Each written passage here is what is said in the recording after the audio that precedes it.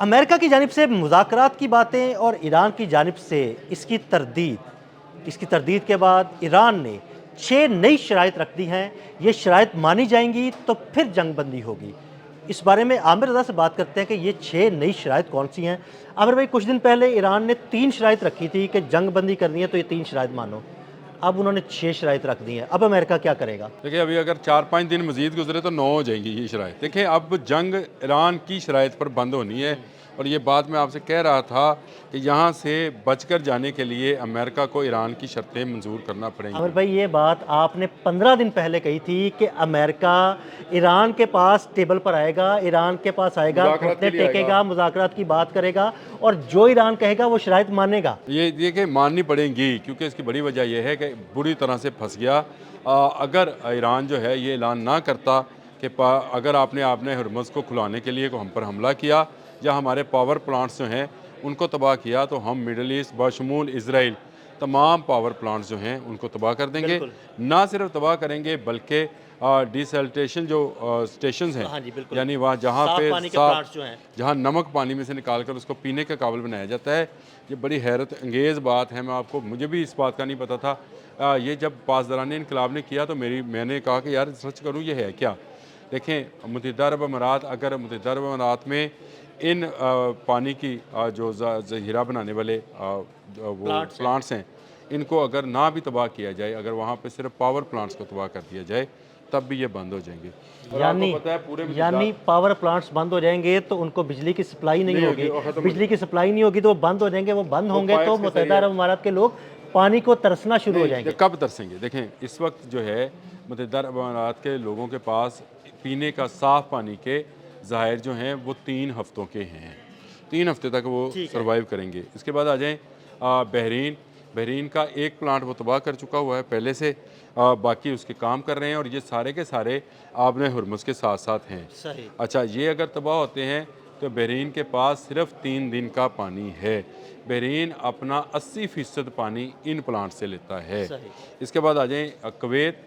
तो कुवैत अपने 90% पानी इन्हीं प्लांट से लेता है। कुवैत में तो आमिर भी कहते हैं कि वहाँ पर चूंकि ज़ेर ज़मीन पानी नहीं, तेल ही है, तो सारा समंदर से ही लेना पड़ता है सारा हमें। समंदर से 90% हाँ वो जी, इससे बिल्कुल। पूरा करता है।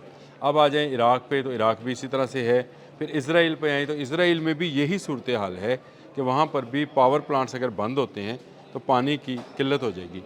ये सारी वो चीज़ें थीं जिसको लेकर ईरान को पता था कि आखिरकार अगर दुनिया को बंद किया गया, यानी आबने हुरमुज़ को बंद किया गया, तो क्या-क्या प्रेशर डोनाल्ड ट्रंप पर आएगा, और वही उन्होंने किया। उन्होंने कल एक और धमकी भी लगाई जब डोनाल्ड ट्रंप ने कहा कि आपके पास 48 में से 24 घंटे रह गए हैं, तो ईरान के पासदारान ने कहा कल आप नहीं थे, आपके साथ मुलाकात ही नहीं हो सकी मेरी। मुलाकात हुई। लेकिन अगर ईद मुलाकात की होती छुट्टी कभी-कभी हमें तो भी मैं मिल जाती है आमिर भाई। तो मैं ज़रूर बताता आपको कि भाई उन्होंने कहा है कि जो रास्ते आबने हुरमुज़ के इस वक्त खुले भी हैं, जहाँ पर $20 लाख देकर जहाज़ गुजारे जा रहे हैं, हम वहाँ पर भी बारूदी सुरंगें बिछा देंगे। बिल्कुल।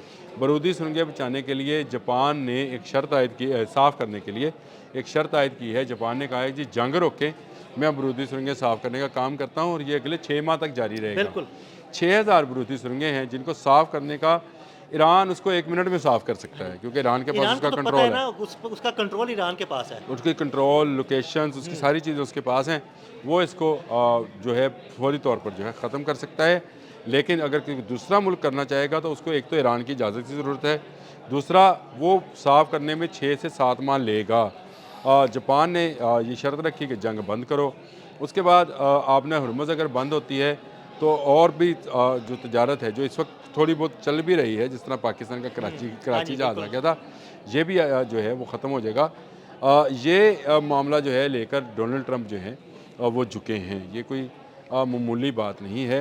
अब जो शर्तों की आमिर भाई, तरफ आ जाए, मैं ये कहूँगा कि डोनाल्ड ट्रंप झुके नहीं हैं, ईरान ने झुका दिया। हाँ, सजदा रेज़ हो गया वो ईरान के पाँव में ईरान पर। ने झुका दिया। ईरान के पाँव पे सजदा रेज़ है और अब तो वो ये कह रहा है मुज्तबा हम नहीं जो हैं उन पर भी हमला नहीं हाँ, नहीं, किया पर जो जाएगा। हमलों की बातें कर रहा था और मैं कह रहा था कि उनकी मैं इसको कबूल नहीं करूँगा। हाँ, अब वो कह रहा है कि मैं और मुश्तबा खामनेई मिलकर ईरान और खित्ते में अमन की जो है ना वो अमन पैदा करेंगे। ये अमन आएगा, आप फिक्र ना करें। ये मैं पहले दिन से कह रहा हूँ कि ये अमन आएगा और ये ईरान की शराइत पर आएगा। अब आ जाए उन 6 शराइत की तरफ। पहले 3 शराइत मौजूद थी, जिसमें उसने सबसे पहली शर्त ये रखी थी कि मेरी जो खुद मुख्तारी है उसको तस्लीम किया जाए। तस्लीम किया जाए। दूसरे उसने शर्त रखी कि जंग के दिनों में जो उसका नुकसान हुआ है उसका अजाला किया जाए। तीसरी शर्त ये थी कि कोई से 3 मुल्क इसके सालस बने कि आइंदा मुझ पर हमला हमला नहीं होगा। नहीं किया जाएगा। अब इसमें 3 शर्तें मज़ीद शामिल कर दी हैं जो मैंने आपको बता दिया। 3 शर्तें पहली वाली बता दी, 3 अगली बता देता हूँ।